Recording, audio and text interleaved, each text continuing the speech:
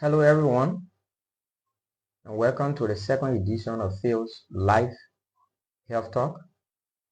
My name is Isaac Menduaba Jr. and I'm a proud volunteer at Phil Incorporated. Today we will be discussing on a topic malaria. We'll be looking at the prevention of malaria, the causes of malaria, the treatment of malaria, and our community action, because health is everyone's business. And then, as I said, I'm the presenter representing Progressive Health Initiative of Liberia Field Incorporated. Let's move. There is no time in our favor. So first, let's say thank you to all our dedicated viewers who joined us during the first edition and interacted actively through comment section. Your feedback, your recommendations, your gratitude, they truly guide us. And based on what you chose, based on what you asked us to do, based on your vote today, we are discussing malaria. So first of all, malaria remains one of the leading public health problems in Liberia, in our own country, Liberia, and many parts of Africa and the world. It affects our children. It affects pregnant women, families, and communities daily.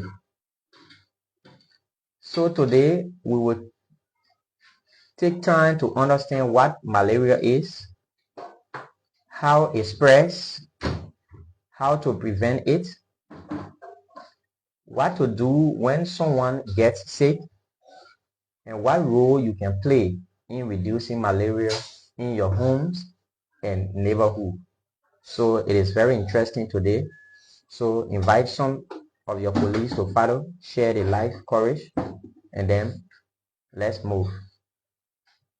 We just like you to stay engaged, comment your questions, and share the life and help others to learn too.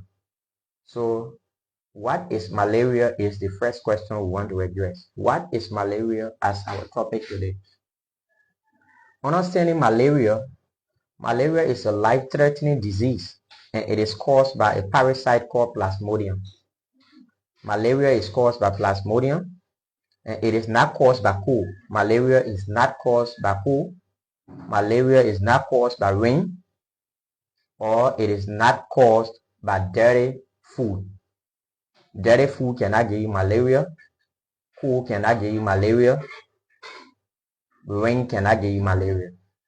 Malaria spread only through a bite of an affected female Anopheles mosquito. A female Anopheles mosquito, whenever it bites you or it bites a person, that's the only way malaria can be spread. Once this mosquito bites a person, the parasite enters the body. When the parasite enters the body, what happens? It moves to the liver. When the parasite gets to the liver, it multiplies. When it multiplies, it begins to attack the red blood cell, which is the RBC. When the red blood cell is attacked by this parasite, this is what causes the signs and symptoms you may notice. So as I said, malaria is caused by a female Anopheles mosquito, a Plasmodium. It is not a cold. It is not for rain, not a dirty food or contaminated water. To say I drank contaminated water, that's why I got malaria. So as you follow this life courage, you are going to get an in-depth analysis about malaria and what to do and not what to do. So let's look at the signs and symptoms of malaria. Very quickly and shortly, let's look at the signs and symptoms of malaria. And then there are common signs and symptoms of malaria. They are simple, they are common, but they are effective, they are efficient if they are not taken into consideration. The first one here is high fever. One of the signs, one of the symptoms of malaria is high fever, chill, and sweating. It is another symptom. The body chills, and then you notice that the body sweats a lot. It is a symptom of malaria. Headache, unusual headache is another symptoms of malaria. Body pains and joint weakness. Your body is painful, your joint is weak. That's a sign of malaria. Loss of appetite. When you notice that you are losing too many appetites for no reason, it is another sign of malaria. Vomiting. Malaria symptom comes with vomiting. It's another sign and symptoms of malaria. Feeling tired and weak. When you feel tired and weak in your body, it is also a simple sign and symptoms of malaria. Let's look at severe malaria. Malaria has stages. Severe malaria may include convulsions. Severe malaria, convulsion is also a severe malaria. And then we have difficulty in breathing. You find it difficult to breathe. That is a severe malaria as well.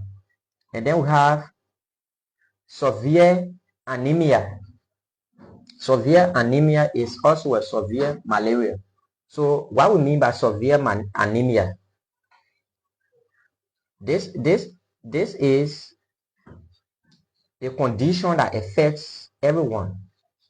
When the red blood cell, which is the RBC, is affected, and then the level of oxygen that's supposed to go to the organ of our body is not going. It causes severe anemia. So it is a condition wherein the red blood cell and the hemoglobin within the body is affected, and insufficient oxygen is going to the organs and tissue of our body. That's what we call severe anemia. You have confusions. Confusion is also a severe malaria. You have loss of consciousness. Loss of consciousness. Malaria is not easy. It is real. It is bad. It is deadly. It needs to be treated whenever those symptoms and signs are showing up. Anyone experiencing severe symptoms should be taken quickly, promptly to health facilities. Very immediately. Don't waste time with it. Malaria kills. So that will take us to a question that says, how malaria spreads? Somebody will be asking, how can this malaria we are discussing today, how can it spread? To reduce malaria, we must first understand how it spreads. If we cannot have the clear understanding of how this particular disease spreads, then we will not know what to do. But if we know how it spreads, probably we are going to take preventions and precautions against it.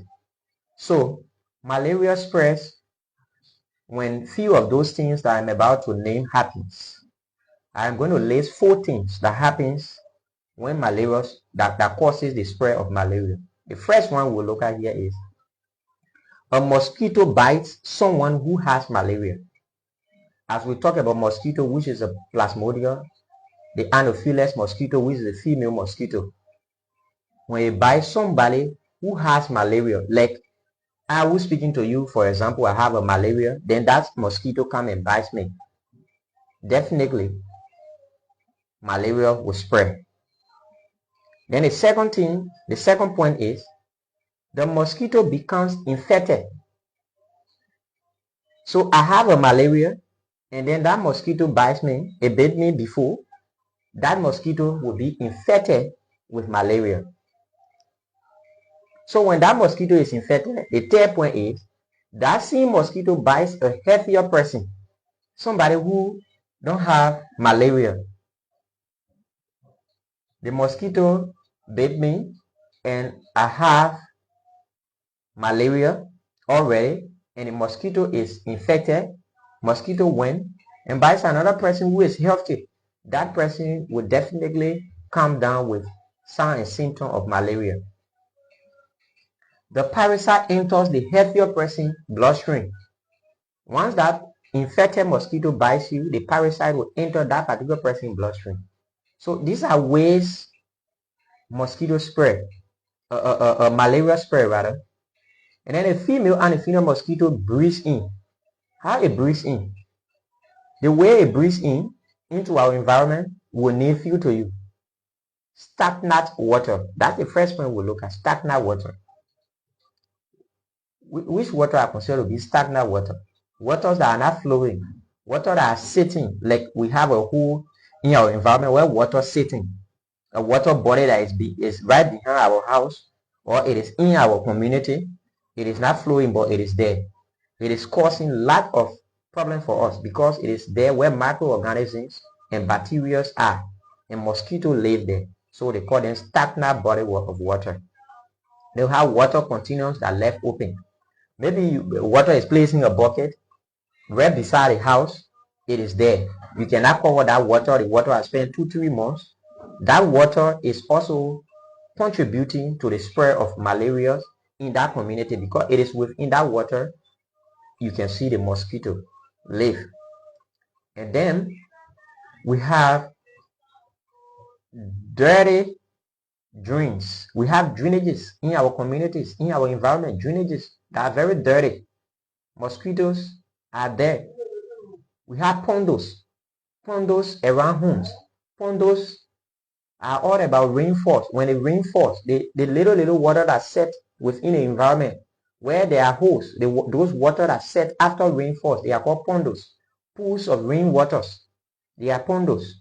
Those pondos, when they are not covered with dirt to be equal with the surface of the ground, once water set there, the female mosquito that causes malaria is going to sit within that pondos and create complete disasters for our environment.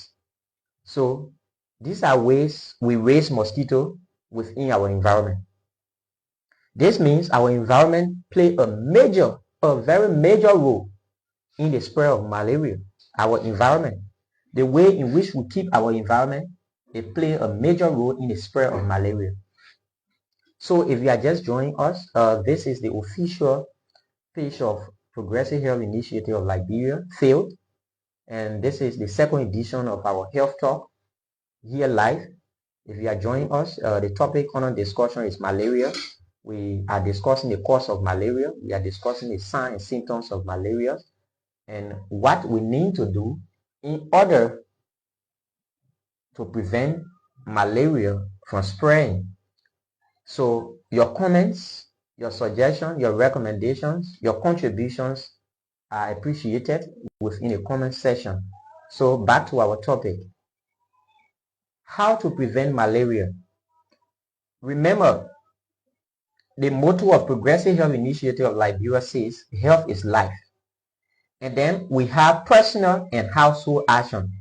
Health is everyone's business. Health is not one person's business. So how to prevent malaria can be prevented personally. It can be prevented by the communities. It can also be prevented by household. So let's look at the first step. The first step says, if you want to prevent malaria within your household, within your community, personally, you should sleep under a treated mosquito net, the ALRN. Sleep under a treated mosquito net. This is one of the most effective and efficient ways to prevent malaria, sleeping under a treated mosquito net. Make sure the net is tucked properly under the mattress. When you put the net down, it should be tucked properly under the mattress to avoid leakage for mosquito to enter while you are asleep or while you are in bed. And then the second thing you need to do to prevent malaria is to keep your environment clean. As we just discussed, your environment play a major role. Where we talk about pondos, we talk about stagnant water, we talk about water body, bucket, leaving open where there is water in it. All these things we are discussing, they are found within your environment. So your environment plays a major role in the spread of malaria and within the prevention of malaria. So your environment should be kept clean. Mosquito breathe in water. They breathe in water. So the environment needs to be clean. Clear stagnant water. If you want to clear your environment, all of the stagnant water bodies that are not flowing but they are sitting in one place and microorganisms and other things are going into them, they are getting contaminated on a daily basis, those water needs to be clean. Community members, household, personal effort, we can go together, clean those places, clean those stagnant water bodies from the surroundings of our environment. Clean your surroundings is important in the prevention of malaria. Cover water buckets. Whenever you notice that water is placed somewhere and it is just open, cover it. If you don't want to do away with it, cover it properly. Burn or properly dispose your waste or trash. If you don't have a proper waste disposal region or place specifically, what you do, burn it out, burn your waste to avoid mosquito coming in and bringing to your disposal malaria. And then the last but not the least, fill holes around the yard where water collects. When you notice that water are seated or water are placed in pondos, they are in holes, they are in drainages around your environment, close them up. Take your shovel, close them up. Because those pondos, they cause malaria. It is very serious. So in order to keep yourself safe from malaria, in order to prevent malaria, what you do, keep your environment clean. Welcome, Mr. Martini Dito. Welcome, and we appreciate your presence. Clean your environment. So use mosquito repellents or a spray. We have the repellents and a spray. We call them mosquito spray. You can use little amount by mosquito spray, especially during evening hours when mosquitoes are mostly effective. Because in the evening mosquitoes are most effective. So in the evening hour you spray your environment, you spray your house before you enter. So it is good. So if you do that, mosquito spray is good. It is also a way of preventing malaria. And then you're preventing malaria and you're also preventing a spread of mosquito. Wear long sleeves at night, like your hands, your hands, your feet. You need to wear long sleeves at night. It reduces all these things. It reduces the spread as well. It will reduce mosquito bite. Reduce exposed skins that mosquitoes can bite.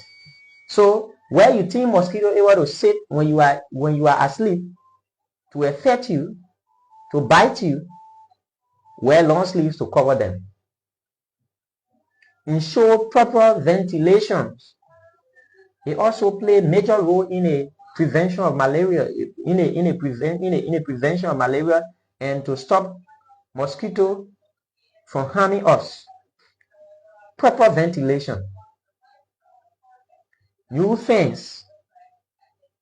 The fan we use in the house is good.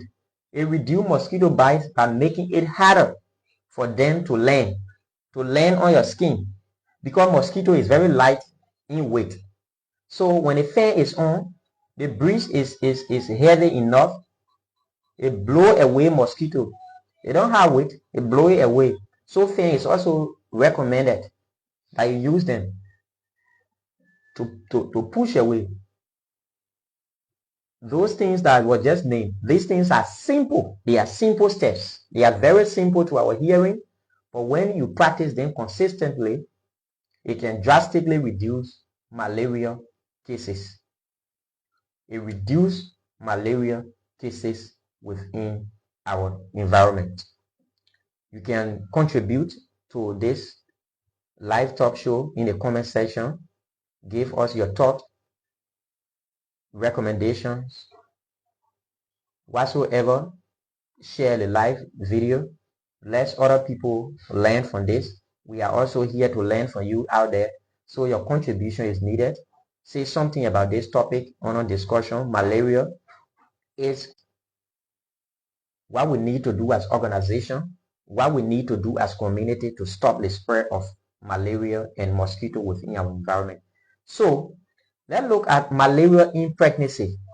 This is very much serious. We just have to discuss this. Malaria in pregnancy.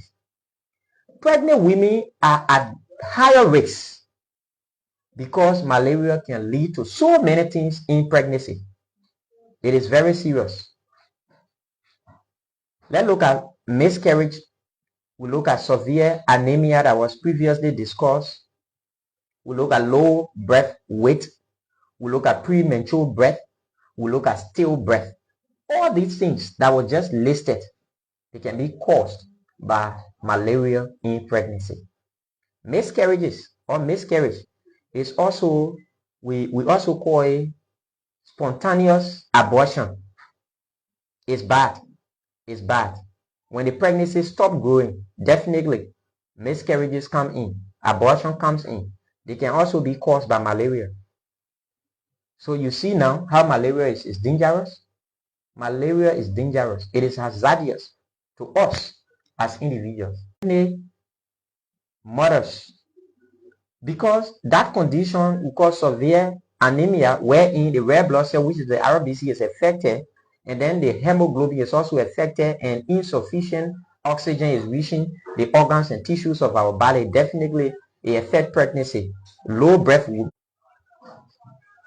and then low breath weight, the weight that is lesser than 2,500 grams during pregnancy, it is caused by malaria.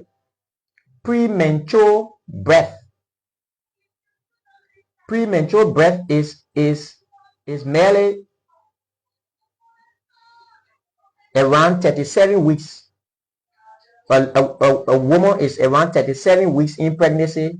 She gave birth. It's a premature birth. It is sometimes caused by malaria as well. And then we have stillbirth. Stillbirth is the case in which the fetus or the baby die within the mother womb around 20 to 28 weeks of pregnancy. Why pregnant women should do these things. That is why pregnant women should attend regular antenatal or prenatal care. Prenatal care is the visitation that is taken to the hospital or health center regularly by pregnant women to be observed or tested by health practitioners and medical doctors, nurses, midwives help in this case. So as a pregnant woman, you need to attend regularly your prenatal stage within your pregnancy. You need to receive the intermittent preventive treatment in pregnancy. It is called the RPTP for short. These are treatment you need to receive when you are pregnant. And then always sleep under a treated mosquito net, like what we said earlier. Pregnant women, you need to do that. You seek treatment immediately if you feel sick as a pregnant woman. Don't wait. As a pregnant woman, once you feel sick, seek treatment. Don't give yourself days. Don't give yourself time. Don't prescribe your own medication. We are serious to this. Progressive Health Initiative of Liberia stands to help reduce health disparities and to hold on to health equities as a health institution. So protecting pregnant women, you are protecting the generations. So thank you for following. This is the live health talk of Progressive Health Initiative of Liberia. I'm Isaac M. Blair Jr. I'm a volunteer, one of the volunteers of this organization. And this is the second edition. And today we are discussing malaria, what causes malaria, what we should do to prevent malaria, what is needed by us, and what we need not to do. So we need your comment, your suggestion as we go on with this discussion. So treatment Treatment of malaria. There are a lot of treatment of malaria. Malaria can be treated, but treatment must be done the right way. Every treatment you take should be taken the right way. Malaria can be treated, but the treatment should be done the right way. Do not self-medicate. During our first edition of our discussion, few days ago, we said self-medication is dangerous. It kills. So in the treatment of malaria, do not self-medicate. Don't prescribe drugs for yourself. Visit the health facilities. Go to the nearest health facility for prescription, for testing. Health workers use rapid diagnostic testing. It's called the RDT. The RDTS is used for testing malaria. They call it the rapid diagnostic test. Go there to confirm malaria quickly.